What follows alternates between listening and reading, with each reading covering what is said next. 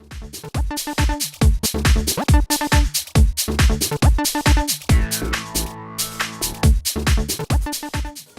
welcome to another edition of the Monday Money Tip. I am fired up that you've joined me for just a couple minutes for a practical money tip to help you make your week a little bit better. I hope it's a great Monday. My name is Joseph Sangle, and I'm the founder of I Was Broke, Now I'm Not. And I'm so excited to be able to serve you in your money journey. And I love being able to share these Monday Money Tips on Monday because it gives you the whole week to be able to apply them. And this one I'm going to talk about today is more than just a week. It's a lifestyle. If you're a parent, I want you to listen to this one closely. And then we're going to talk about teaching your kids about budgeting. Teaching your kids about budgeting. This is a very important skill set that you can pass on to your children. And if you have more than one child, I bet you that you have one that has more of a tendency to be a spender and one that has more of a tendency to be a saver. I'm going to go ahead and give you a pre-warning. You probably already know this, but it's going to be easier to teach your saver how to budget than it is your spender. Your spender is going to be able to sell some stuff and they're going to be able to make it rain. But if they don't learn how to have a budget, it's going to be very difficult for them to be able to prosper with their money.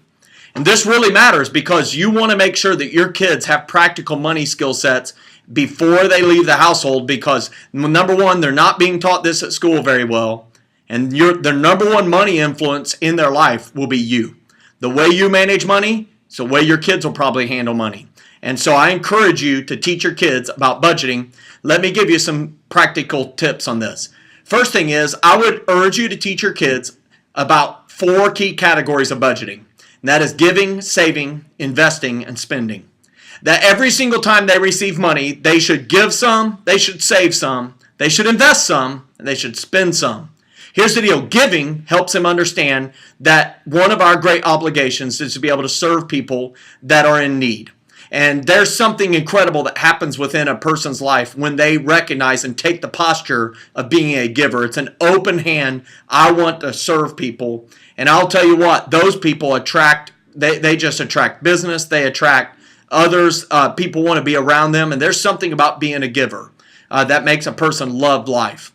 The second thing is they need to save money. Saving allows them to save money for a rainy day, for when life happens, when the car tire breaks down, all those things, when they get a big date. That's huge to have money saved up for that. And then investing, that's a little bit beyond saving because it's saying I'm investing this money with the expectation that it will gain a return on investment, that I can put my money to work and make money even while I sleep. It's very important to teach kids this. And then that they should spend the rest. And yes, they should plan that and be intentional with the dollars they do spend. Teach them these 4 categories. It's really huge. And I encourage you to make it visual. When you make budgeting visual, it allows you to really connect the dots that, hey, it really is money flowing out of your life. If you just hand your kids a debit card and teach them that, well, that's important for them to understand that money can be passed on electronically. But when they see it visually leaving their life and coming into their life, it really helps them understand and connect the dots that it's limited. And so when I have paid my children, and as I've taught them this, I actually literally give them real money. And I split it into all types of denominations. When they were littler, I gave them just coins and a few dollars. And now as they've gotten older, $5 bills and $20 bills and dollar bills. And we split it up. We lay it all out on a table. And they separate in those 4 categories of giving, saving, investing, and spending. And I have them demonstrate to me visually how that's going to work. And then as they get older, I actually make it where they pull up the mini budget form on our website. They literally go to our website at iwasbrokenowimnot.com and they click on tools and pull up the mini budget and they plan their spending that way. When you make it visual, it connects the dots that it's limited and that they literally are managing money and they have power to exercise where that money goes, that it is a choice where it's going. And then what I do is when I give them this money, the first thing I do is I walk away. I say, hey, I want you to kind of distribute it into different categories, and then I'll come back and I'll look at it with you. And what that does, it allows them to actually put their brain to work on money decisions, and then it gives me the opportunity to come back and give them guidance. And the spenders, all the money's going to be in spend, very little is going to be in give, save, or invest. For the savers, they're going to try to put everything in saving and maybe giving and investing, but they won't want to spend any of it because they're kind of naturally bent towards saving. They want to hold on to it. And I encourage you to be able to look at this. It allows you, number one, to see the natural wiring of your child. And number two, allows you to take the benefit of your years of experience, your mistakes, and yes, your good decisions. It allows you to influence your child's decisions. And you can raise them so that they become great money managers. And this is really huge, Mom and Dad. Listen to me. Listen to me. If you have kids in the home, you need to listen to me. Those of you, your kids have already left the house, you'll agree with me, I bet. Here's the deal. Parent with kids in the home. If you don't teach your kids how to manage money, you are at great risk of them being grown adults and coming back to your house and moving in with you. And so I really encourage you to help them make great money decisions.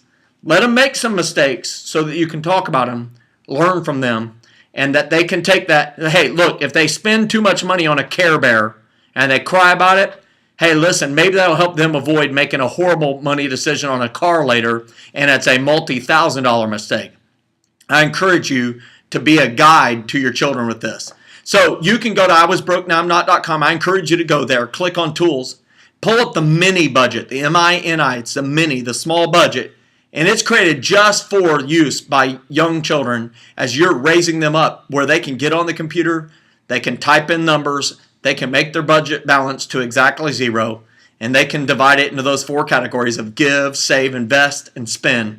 And you can raise up a child who is an incredible money manager and hopefully avoid a few of the mistakes us parents have made. I hope this has been a helpful Monday Money Tip. Hey, we'd be honored if you would share this with your friends, your family. You can click on Facebook and share it. And on the MondayMoneyTip.com website, there are some like buttons, and you can share it via all the social media platforms. We'd be so honored if you would share that with your group of friends and family that you have influence over. It's the only way that we feel like we can transform a nation in the way that we manage our money. Get fired up. It's Monday. Have a great week.